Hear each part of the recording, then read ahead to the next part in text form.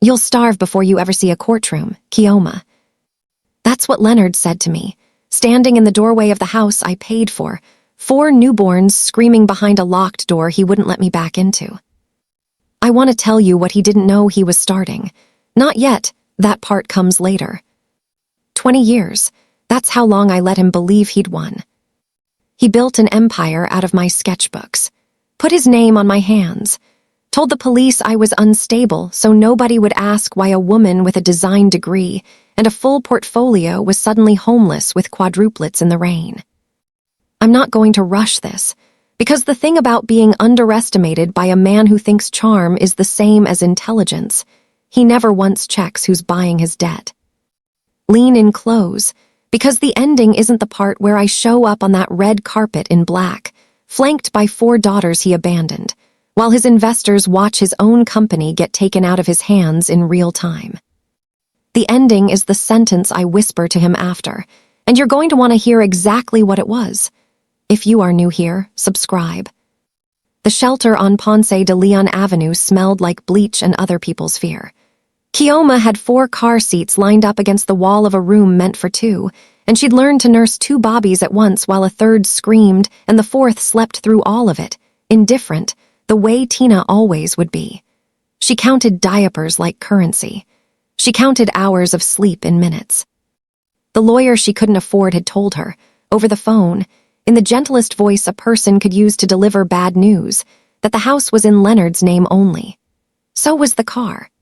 So, as it turned out, was the small business account that held the licensing money from her first 3 commissions, money she'd earned, money she'd deposited herself, money that had somehow been restructured under a company Leonard had filed 8 months before the locks changed. She didn't cry about that.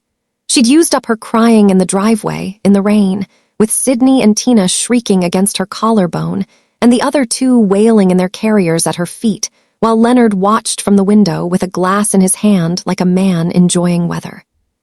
What broke her, what actually broke her, cleanly, like a bone, happened 4 weeks later, in a laundromat on Boulevard, waiting on a single load of onesies she'd hand-washed for a week because she couldn't afford detergent twice.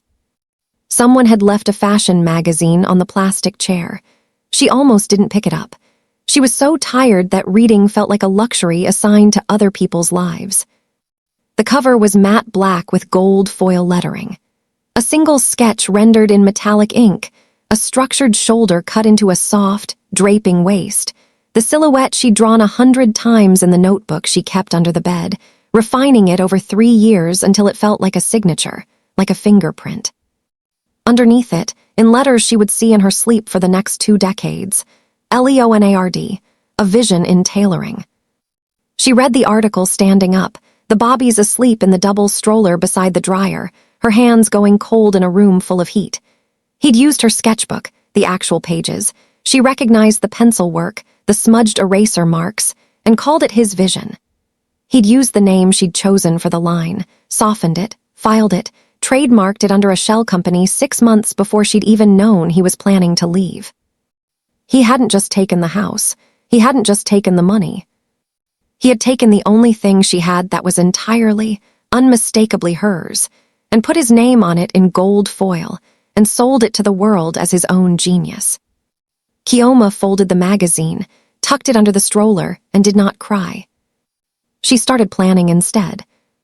The apartment was 1 room above a nail salon on Cascade Road, and the walls held the smell of acetone no matter how many windows Kioma cracked open. 4 cribs wouldn't fit, so she'd built 2 bunk-style frames herself, out of scrap wood from a construction dumpster 2 blocks over, sanding the edges by hand at midnight so none of them would get a splinter. She thought about Leonard sometimes, in that apartment, in the old house he still lived in with rooms he'd never once cleaned a crib in. He used to look at the 4 of them, Sydney, Tina, Amara, Kofi, like they were an invoice he hadn't agreed to, like their crying was a personal insult. She remembered him standing in doorways, arms crossed, watching her handle all 4 at once and never once reaching down. He resented them before they could even hold up their heads. She never understood how a man could look at his own children and see only the cost of them. Kioma looked at them and saw the reason to keep standing. She found the shop through a woman from the shelter. a narrow storefront off Auburn Avenue with no sign out front, run by a Korean tailor named Mrs. O, who didn't ask questions and paid in cash. The clientele was old money and new money both, people who wanted alterations done by hands better than the ones stitched into their designer labels, and who didn't care whose hands those were as long as the seams were invisible. Keoma's were invisible. She'd always had that gift, the kind of precision that made a garment sit like it had been poured onto a body rather than sewn. Within a year, Mrs. O was quietly routing the difficult clients to her. The bridal gowns nobody else could salvage. The couture pieces flown in from Milan with damage insurance wouldn't cover. She worked while the bobbies slept in a playpen wedged behind the cutting table, waking every few hours to nurse, to shush, to redirect a wandering toddler with one hand while pinning a hem with the other. She learned to draft patterns in her head during 3 a.m. feedings. She learned to sketch one-handed, propped against a crib rail, Kofi's fist curled around her finger. Nobody in that shop knew her name was supposed to mean something. Nobody knew she'd once had a byline, a following, a future with her own name on it. She was just the quiet woman in the back who could fix anything, who never spoke about herself, who took the hardest jobs without complaint because the money went straight into an envelope taped beneath a loose floorboard. She wasn't building a life anymore. She was building leverage. And every stitch, every midnight pattern, every year she stayed invisible, she was becoming someone Leonard would never see coming.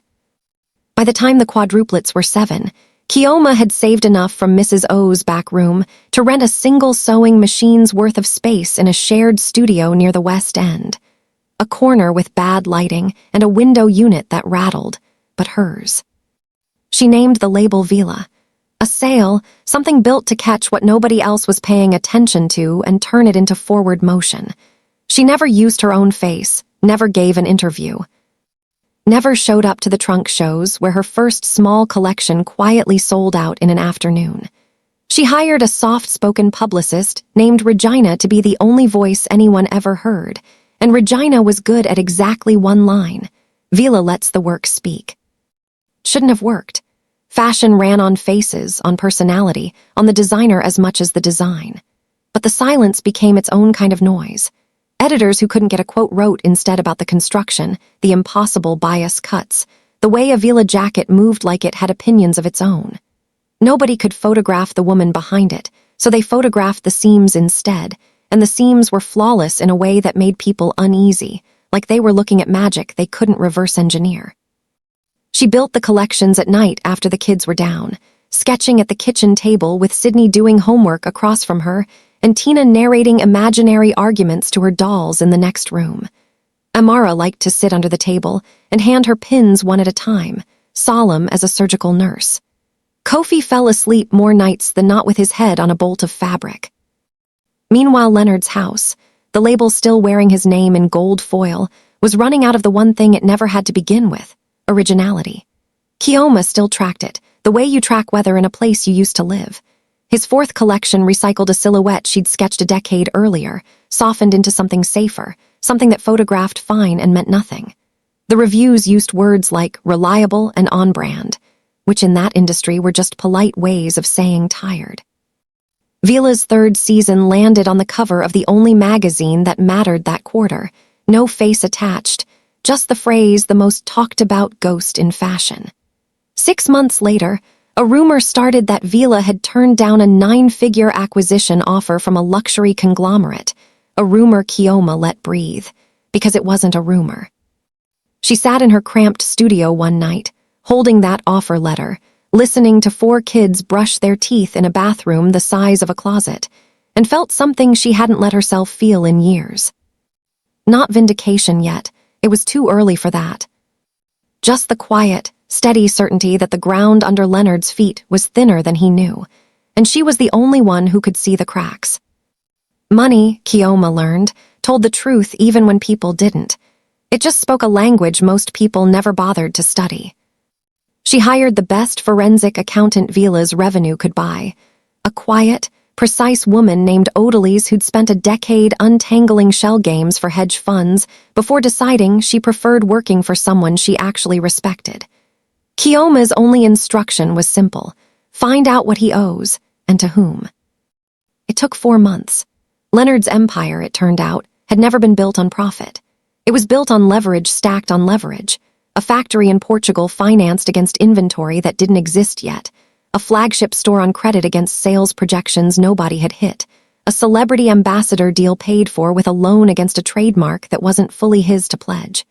He'd financed the appearance of success so aggressively that the appearance was the only thing holding the structure up.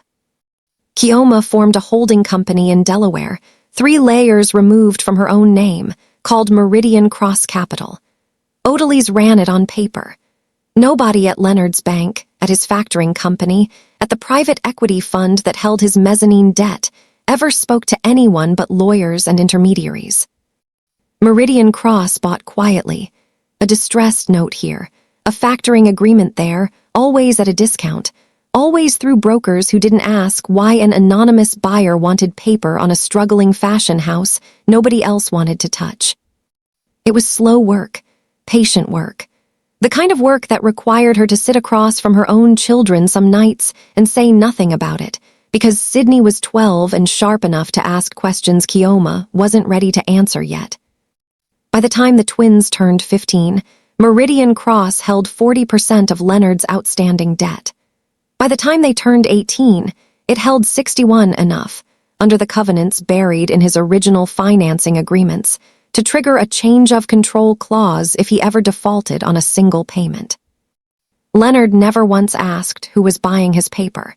He was too busy being interviewed about his legacy, too busy believing that a business built on other people's money was the same thing as a business built to last.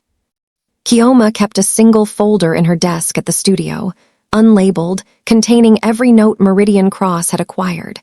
Some nights she took it out just to look at it, not with triumph, not yet, but with the same steady patience she'd once used threading a needle by lamplight in a room that smelled like acetone. She wasn't ready to move. Leonard needed to overextend himself just once more, needed to reach for something bigger than he could actually afford, the way men like him always eventually did. She only needed him to default once. And she intended to be sitting right there, holding the note, when he did. 20 years old, and none of them had turned out soft. Kioma used to worry about that, whether raising them in survival mode had cost them something. Watching them now, seated around her kitchen table like a war council instead of 4 kids home for the weekend, she understood it hadn't cost them anything. It had built them. Sydney had passed the bar 3 weeks earlier, top of her class, already fielding offers from firms that specialized in corporate litigation. She still had the same stillness she'd had as a baby, the one arm thrown over the edge instinct, like she was always half guarding something. Tina had gone the opposite direction, loud, magnetic, 3 years into building a PR firm that specialized in exactly one thing, controlled demolitions of public reputations, dressed up as strategic narrative repositioning. Amara was finishing a degree in corporate finance and had, without anyone asking her to, already built a spreadsheet modeling Leonard's brand valuation against his real liabilities. Kofi, quieter than his sisters, had spent the last 2 summers interning at a media law firm and asked better questions than most of the actual lawyers. Kioma had never told them everything.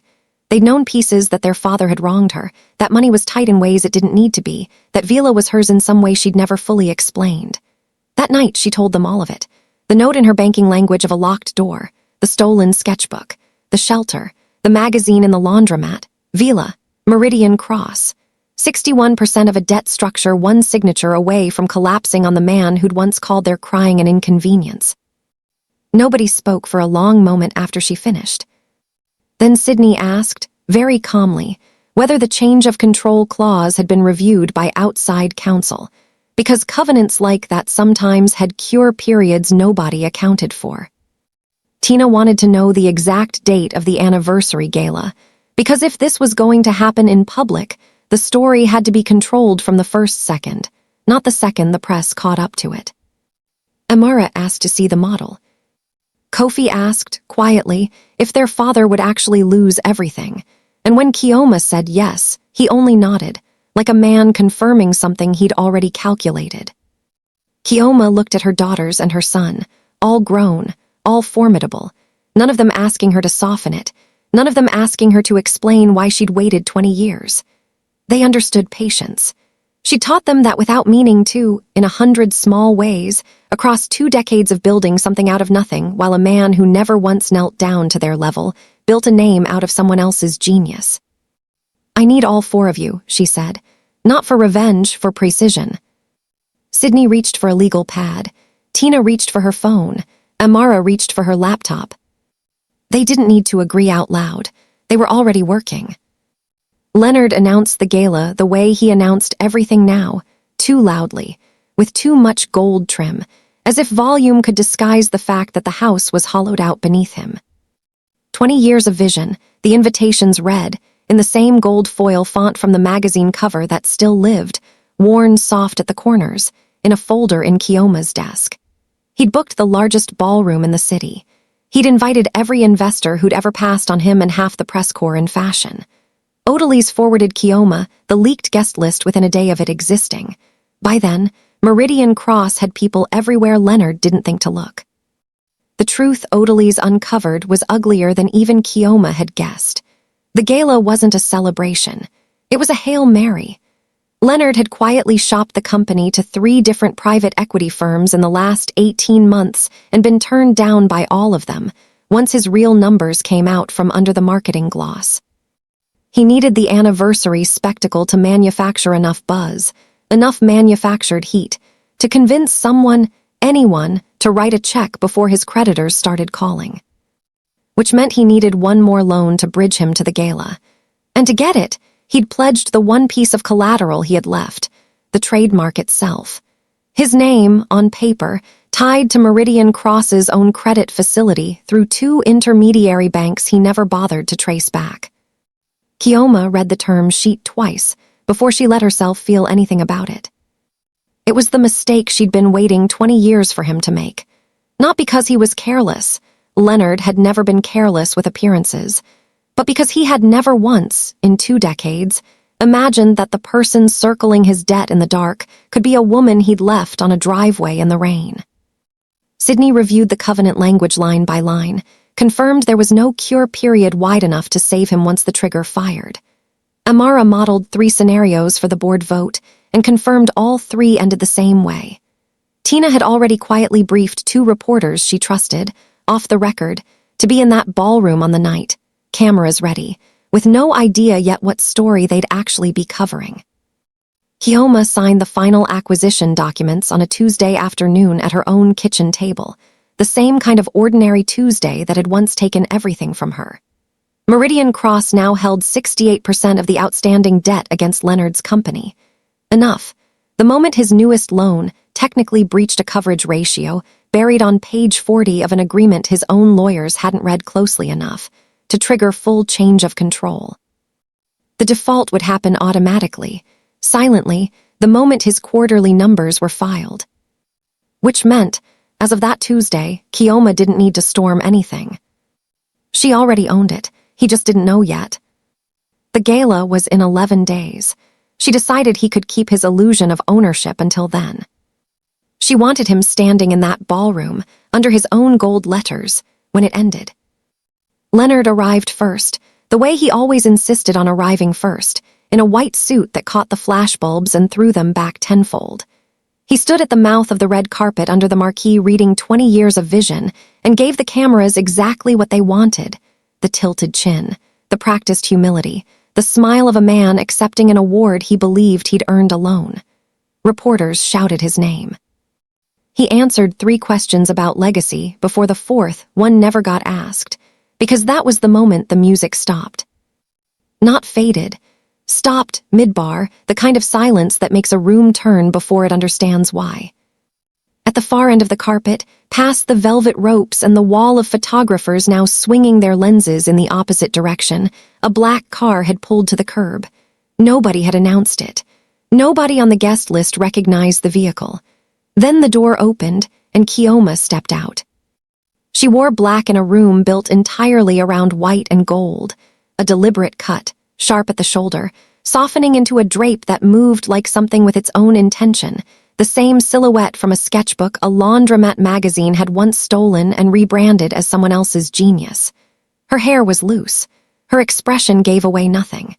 She didn't smile for the cameras. She didn't need to. Behind her, stepping out in perfect rhythm, came her daughters, 4 of them, in white so pale it looked lit from within, a mirror image of the marquee above them, as if the house itself had been rebuilt out of Leonard's own color palette and turned back on him. They moved without hurry, without hesitation, flanking their mother 2 on each side, chins level, unbothered by 200 flashbulbs firing at once. The press didn't know who they were looking at. That was the point. For a full 3 seconds, nobody in that crowd could name the woman in black, and then somebody, some junior editor with a longer memory than most, said the word out loud. Vila.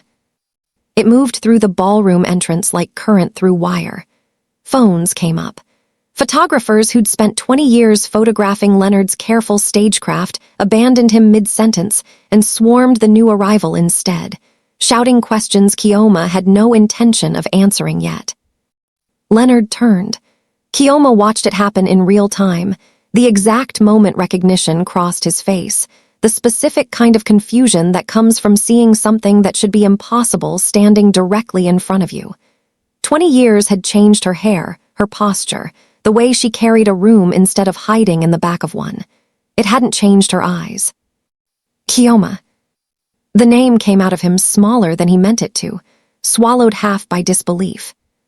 She stopped 3 feet in front of him, her daughters fanning out at her back like they'd rehearsed it, because they had. "Hello, Leonard," she said. "Beautiful gala." Behind her, Sydney was already opening a slim leather folder. Leonard's first instinct was the same one that had gotten him 20 years of unearned comfort. Control the room. "Security," he said, not loudly, but sharp enough to cut through the murmur around them. "Get her off the carpet, now." 2 men in black suits started moving, but Keoma didn't flinch, and neither did her daughters. She simply tilted her head, the smallest motion, and the 2 security guards, who worked for the venue, not for Leonard, and had been quietly briefed an hour earlier by a woman named Odalys with a very specific set of credentials, stopped where they stood. "They don't answer to you tonight," Keoma said. Her voice never rose. It didn't need to. "They answer to the venue's contract holder, and as of this morning, that's also me." Leonard's smile faltered for the first time in 2 decades of practiced composure. "What is this? Some kind of stunt? You want attention, is that it, after 20 years of—" "Sydney." Sydney stepped forward, unhurried, and held out the leather folder she'd been carrying since the car. Leonard looked at it like it might bite him. "You don't have to open it here," Sydney said, in the same calm, procedural voice she used in depositions. "But I'd recommend you do. It affects the next 5 minutes of your life significantly." He took it because 200 cameras were watching him not take it, and pride had always made his decisions for him. His hands weren't steady when he opened it. Keoma watched him find the first page, the assignment of debt, Meridian Cross Capital, 68%, and watched the color leave his face by degrees, the way it does when a man reads the same sentence 3 times because the first 2 readings refuse to make sense. "This isn't," his voice cracked on the word. "This is fraud, this is." "It's public record," Amara said quietly from behind Keoma's shoulder. "Filed this morning, notarized, your own covenant language, page 40, section 12, you signed it." Across the carpet, Tina had already raised her phone, not filming for herself, streaming live, to the 2 reporters she'd briefed weeks earlier, and through them, to feeds now updating in real time on thousands of screens. The gala's own house cameras, the ones meant to broadcast Leonard's triumphant entrance to screens inside the ballroom, were still rolling. Nobody had told the control booth to cut the feed. Nobody was going to. 20 years ago, Keoma said, her voice carrying now, pitched exactly for the microphones she knew were live. "You locked me out of a house with 4 newborns in the rain and told police I was unstable so no one would ask where my sketchbook went." Leonard's mouth opened. Nothing came out. "Tonight," she said, "your board finds out who's been holding your debt since Tuesday. And under the agreement you signed to fund this party, that makes me the majority shareholder of the company with your name on it." The folder shook slightly in his hands. "Welcome to the vote," Keoma said. "It already happened, you just weren't in the room." Leonard read the rest of the folder standing on the red carpet, because his legs, apparently, had stopped taking instructions from the rest of him. Page by page, the language got worse. The trademark he'd pledged as collateral 11 days earlier had been assigned, upon default, to Meridian Cross Capital in full. The building lease, the one under the company's name, the one he'd always assumed was untouchable because his name was on the building's marquee, reverted to the landlord's senior creditor the moment the loan cross-defaulted, and the senior creditor was also Meridian Cross. Even the name, Leonard, the word in gold foil above the entrance, the word stitched into every label, the word he'd built an entire identity around for 2 decades. It wasn't personal property anymore. It was a registered trademark of a company he no longer controlled, filed under a license agreement he'd signed without reading closely enough, because reading closely had never been the skill that got him this far. Charm had, confidence had, and neither of those showed up on a balance sheet. "You can't," he started again and stopped, because there was nothing left in the sentence that was true. "I already did," Keoma said.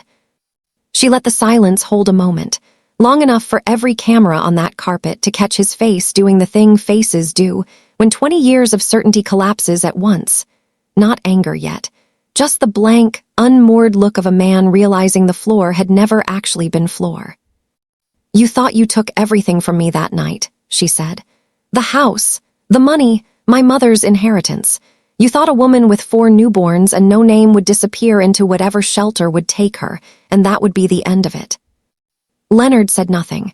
There was nothing left to defend. "But you only ever knew how to hold things you didn't build," Keoma continued. "The sketches were never really yours, the name was never really yours, and the 4 people you resented for existing." She glanced briefly at her daughters, standing composed and unshaken at her sides. "Turned out to be the only real asset you ever had access to. You threw them out with me. That was the mistake, not the debt, not the trademark, them." She stepped past him then, unhurried, her daughters falling into step beside her exactly as they'd rehearsed. 4 women in white flanking 1 woman in black, moving toward the ballroom doors where the gala's own banner still read 20 years of vision in letters that, as of that morning, belonged to somebody else entirely. At the threshold, she paused only once without turning around. "Enjoy the party, Leonard," she said. "It's the last one you'll ever be uninvited to." Then she walked in, and the doors closed behind her, and the man in the white suit stood alone on a red carpet that no longer had anywhere left for him to go. If you enjoyed this story, kindly hit that subscribe button. I post more stories like this daily. Thank you for watching.